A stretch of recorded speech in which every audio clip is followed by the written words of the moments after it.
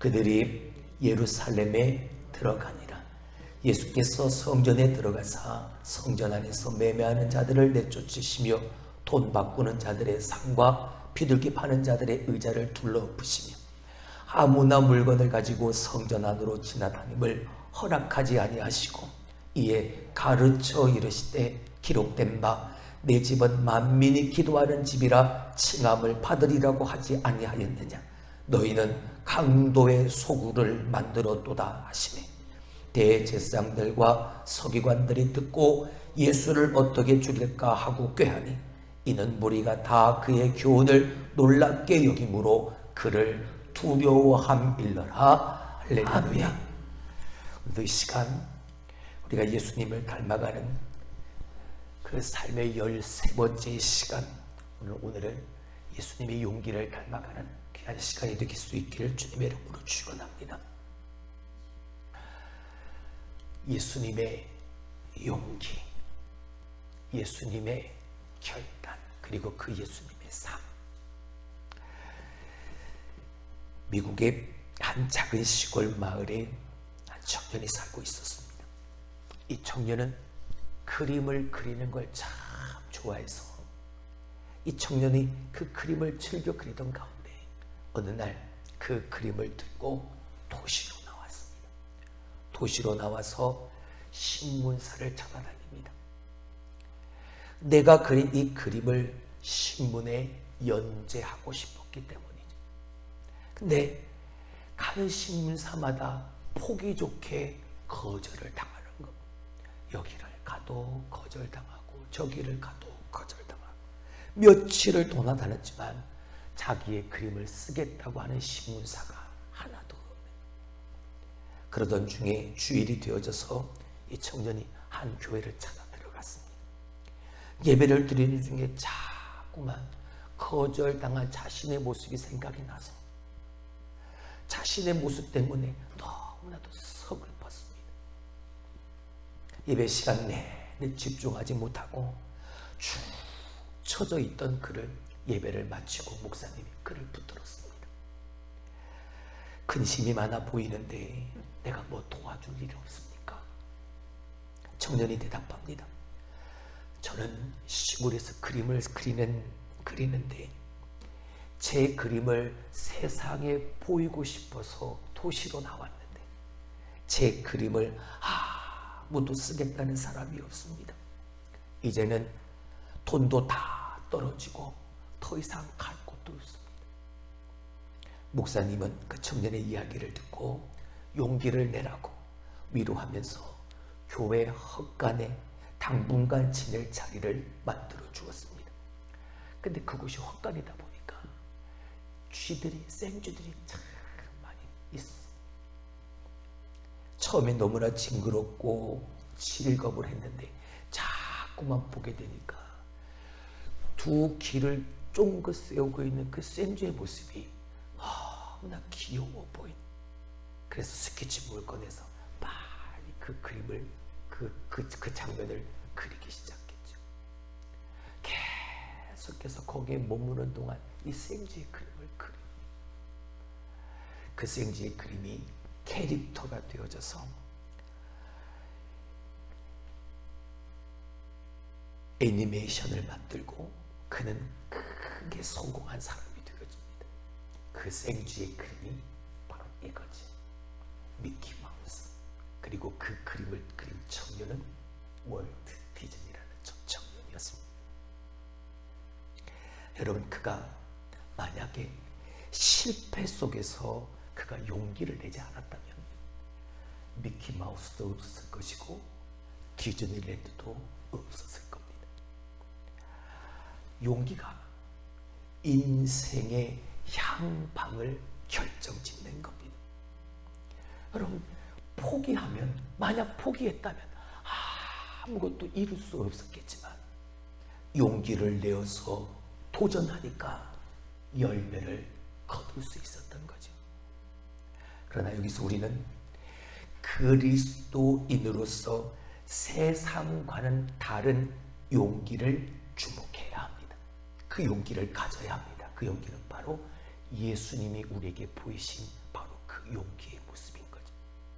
오늘 우리가 이 시간을 통해서 그 예수님의 삶을 통해 그분의 용기를 배우고 또한 그 용기의 삶을 우리 또한 살아갈 수 있게 주님의 이름으로 축원합니다.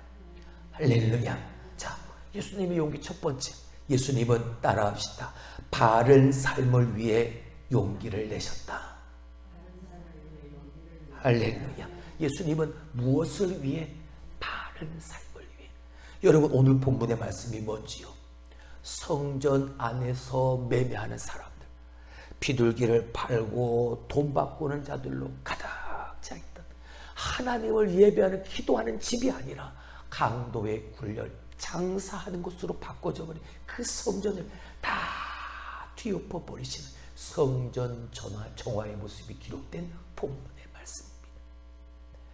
예수님이 그 모든 삶을 다 뒤엎으시고 하나님의 전을 깨끗하게 하셨습니다. 그리고 이렇게 말씀하셨죠. 17절의 말씀을 한번 봅니다. 기록된 바 내 집은 뭐하는 집이라? 만민이 기도하는 집이라 칭함을 받으리라고 말하지 아니하였느냐? 너희는 무엇으로 만들어버렸다? 강도의 소굴로 만들어버렸다. 여러분, 예수님은 용기 있게 사람들의 잘못과 죄를 지적하고 그들을 꾸짖으시면서 성전이 하나님의 만민의 기도하는 집이라 칭함을 받으리라고 하지 아니하였느냐? 다시 가르치신 겁니다. 근데 성경은 이 다음 구절 18절 이렇게 기록하고 있죠. 대제사장들과 서기관들이 뭐하고? 듣고 예수를 어떻게 죽일까 하고 뭐하니? 꾀하니. 그 당시에 종교 지도자들이, 이 서기관과 바리새인들, 대제사장들이 금전적 보상을 전제로 해서 상인들과 환정상들에게 성전 안에서의 장사를 허락했던 겁니다. 근데 예수님이 성전 안에 들어오셔서 그 모든 상인들을 다 내어 쫓으시니까 어떻게 되어지나요? 이 대제사장들과 서기관들, 이 종교 지도자들이 가지게 되어질 그 유익이 손실을 입게 되어지니까 뭐하다? 예수님을 어떻게 죽일까 의논하게 되어집니다. 예수님은 다 알고 계셨습니다. 예수님은 다 알고 계셨지만 그들을 두려워하지 아니하고 불의를 용납하지 않으셨습니다. 분명 예상되는 어려움이 있고 불이익을 아셨음에도 무엇을 위해? 바른 삶을 위해 용기를 내신 거죠. 여러분, 우리가 예수님을 닮아간다라고 말하게 되었을 때 예수님을 닮은 그리스도인으로 산다는 건 두 가지를 준비해야 한다는 걸 의미합니다. 첫 번째, 하나님의 말씀 앞에서 어떤 삶을 살기 위해서? 바른 삶을 살기 위한 준비가 있어야 합니다. 하나님의 말씀 앞에 바른 삶, 내가 생각하고 내가 판단하고 내 기준에 맞는 바른 삶이 아니라 하나님의 말씀 앞에 바른 삶을 살기 위한 준비가 필요하고, 뭐 하기 위해서? 예수님을 닮은 그리스도인으로 살아가기 위해서. 두 번째 준비는 그런 삶을 통해 세상 사람들로부터 비난받을 것에 대한 준비가 필요한 겁니다. 오늘 주님을 보세요. 하나님의 말씀 앞에 오늘도 세상 사람들 앞에 비난받을 것을 각오하고 용기를 내셨습니다. 그리고 하나님의 말씀 앞에 무엇이 바른 삶인지를 분명히 가르치셨죠. 여러분, 우리가 하나님의 뜻을 따라 산다는 건 그렇게 쉬운 일이 아닙니다. 세상에 조롱이 있고 나의 불이익을 감수해야 하기 때문인 거죠. 그것을 생각하니까 두려워서 적당히 타협하고 싶어 하는 겁니다. 이 정도쯤, 이 정도 했으면 잘한 거야. 이 정도 했으면 괜찮아. 여러분, 그럼에도 불구하고 하나님 보시기에 바른 삶을 선택하는 건 이것이 용기인 겁니다. 누구의 용기요? 예수님의 용기요. 예수님은 하나님 보시기에 잘못된 관행, 잘못된 삶을 예수님은 거부하셨습니다. 한 걸음 더 나아가 다 엎어버리셨죠. 개혁하셨습니다. 그로 인해 예수님은 비난받으셨고 편안한 삶을 예수님은 포기하셔야 했습니다. 하나님은 의를 위하여 용기를 나는 사람에게 하나님은 은혜를 베푸십니다. 일시적으로 그 용기는 내게 불이익을 주고 내가 불편한 것처럼 보이지만 하나님은 그 용기 있는 사람을 통해 당신의 위대한 역사를 이루시고 그의 삶을 존귀한 자의 삶으로 만들어 가십니다. 하나님을 모욕하는 저 골리앗을 향해 용기를 내었던 다윗을 하나님은 이스라엘의 왕으로 세우셨습니다. 하나님을 온전하게 섬기기 위해서 용기를 낸 다니엘에게 하나님은 은혜를 베풀어 주셨습니다. 오늘도 하나님은 예수님처럼 바른 삶을 위해 용기를 내는 사람, 그 사람을 찾고 계십니다. 저와 여러분이 그 사람이 되기를 주님의 이름으로 축원합니다. 두 번째, 예수님의 용기는 어떤 용기일까? 따라합시다. 소중한 것을 지키기 위해 용기를 내셨다. 무엇을 하기 위해? 소중한 것을 지키기 위해 예수님은 용기를 내셨다. 그 소중한 것이 무엇인가? 여러분, 예수님은 무엇보다 한 영혼을 소중하게 여기셨습니다. 그리고 그 한 영혼을 위해 예수님은 용기를 내셨습니다. 요한복음 8장 7절의 말씀을 보죠. 그들이 묻기를 맞이 아니하는지라 이에 일어나 이르시되 너희 중에 죄 없는 자가 먼저 돌로 치라 하시고. 무슨 이야기인가요? 지금 간음에서 그 현장에서 잡혀온 여인을 위해 예수님은 용기를 내고 계신 겁니다. 사람들은 지금 죽일 듯 돌을 들고 그들을 둘러서 있습니다. 예수님조차 그들에게 해를 입을 수 있는 위급한 상황이었습니다. 그녀의 편을 들게 되어지며 그녀를 위해 말을 하게 되어지며, 그러나 이 간음한 이 여인의 생명을 지키기 위한 용기를 예수님은 선택하셨습니다. 그리고 무리에게 죄 없는 자가 먼저 돌로 치라 담대히 말씀하셨습니다. 예수님은 이 소중한 생명을 지키기 위해 개인의 안전까지 포기하셨던 거예요.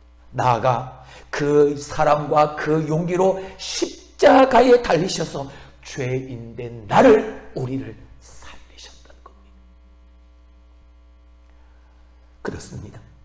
소중한 것을 지키기 위해서 용기가 필요한 겁니다.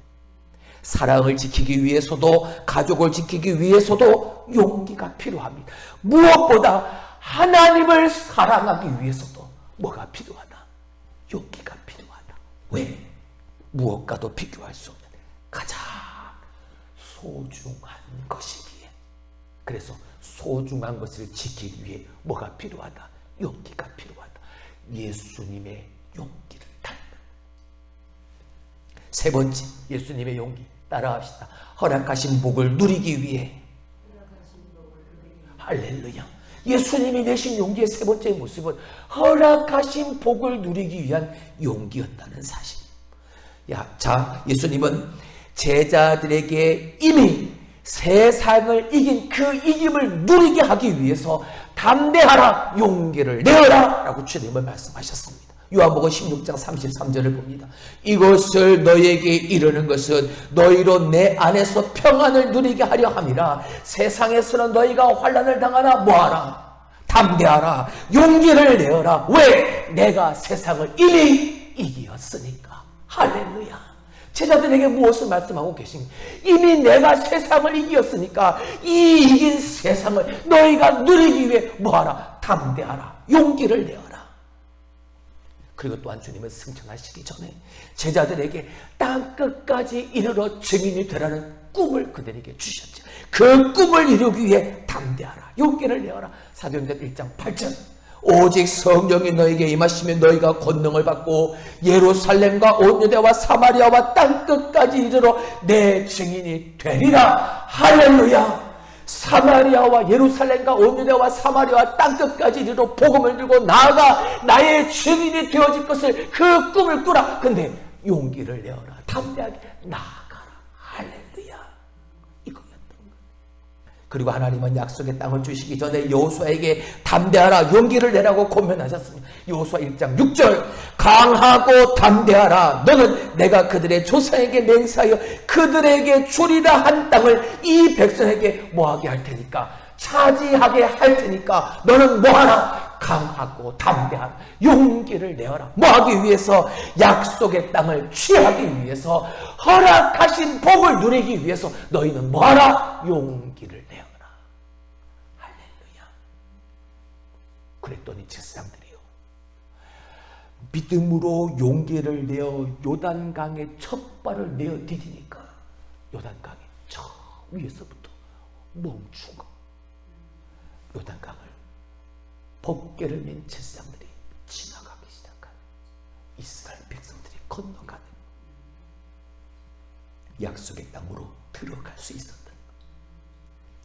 여러분, 하나님이 우리를 위해 준비해 놓으신 그 복을 누리기 위해서는 뭐가 필요하다? 용기가 필요하다. 익숙하고 편안한 삶을 포기할 수 있는 용기, 하나님의 약속만을 의지하는, 내가 내려놓을 것을 내려놓을 수 있는 용기, 어려운 중에서도 선한 하나님의 약속이 이룰 때까지 돌이키지 않고 포기하지 않을 용기. 할렐루야. 뭐 하기 위해서? 하나님의 허락하신 복을 누리기 위해서. 한 아버지가 어린 아들과 함께 오솔길을 걷고 있었습니다. 그때 아들이 아버지에게 묻습니다. 아빠, 용기가 뭐예요? 나보다 훨씬 키 큰 아이가 다른 친구들을 못 살게 굴 때 내가 나서서 그 큰 친구와 싸우는 게 용기예요? 물론 그것도 용기라고 할 수 있겠지. 하지만 그건 용기의 일부분에 지나지 않아. 진짜 용기는 훨씬 더 그 이상의 것을 말하는 거란다. 근데 이해하지를 못했죠. 그게 무슨 뜻인지. 참 이 아버지와 아들이 계속해서 그 숲속을 걸었습니다. 근데 얼마 전에 산불이 나서 주변이 온통 새카맣게 그을린 그 숲길을 지날 때였습니다. 다 타버린 땅에 피어난 제비꽃 한 송이를 보았지. 아버지가 말했습니다. 아들아, 이 다 타버린 땅에 그 땅을 뚫고 올라와서 아름다운 꽃을 피운 이 제비꽃을 보렴. 이게 용기란다. 여러분, 인생은 어려움을 헤쳐나가는 겁니다. 어떻게? 용기 있게 헤쳐나가는 거죠. 생명을 다한 것처럼 보이는 저 다 타버린 저 땅을 뚫고 힘껏 올라와서 아름다운 한 송이의 꽃을 피운 저 들꽃처럼 말입니다. 저 용기로 살아간다면 이 세상에 이기지 못할 것이 없는 것이지. 독일계 신학자인 폴 틸리가 진정한 용기에 대해서 이렇게 말을 했습니다. 따라합시다. 가장 중요한 것을 위해 덜 중요한 것을 버릴 수 있는 것. 이게 뭐다? 이게 진짜 용기다. 가장 중요한 것을 위해 덜 중요한 것을 아낌없이 다 버릴 수 있는 것. 이게 뭐다? 이게 용기다. 진짜 용기다. 믿음은 용기인 겁니다. 세상이 가르치고 있는 것이 아니라 하나님이 가르치는 것을 선택하는 것이 바로 믿음이기 때문인 것이죠. 그래서 이 믿음에는 뭐가 필요한 거예요? 용기가 필요한 겁니다. 우리가 하나님이 가르치시는 그것을 선택하게 되어질 때 하나님은 세상을 이길 힘과 능력을 허락하여 주시는 거죠.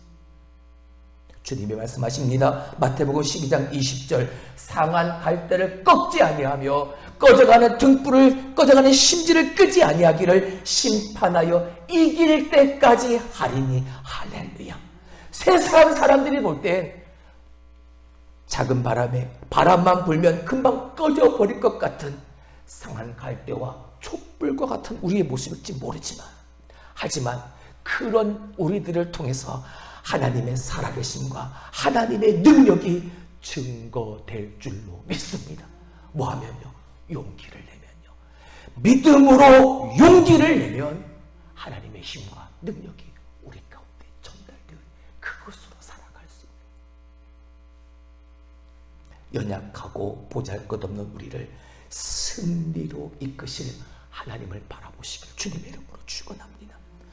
진정한 용기로 하나님의 뜻을 이루어 가신 예수님의 저 용기 있는 삶을 닮아가는 저와 여러분이 될 수 있기를 주님의 이름으로 축원합니다.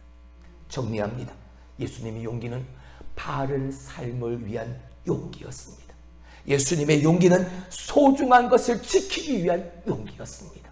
예수님의 용기는 허락하신 복을 누리기 위한 용기였습니다.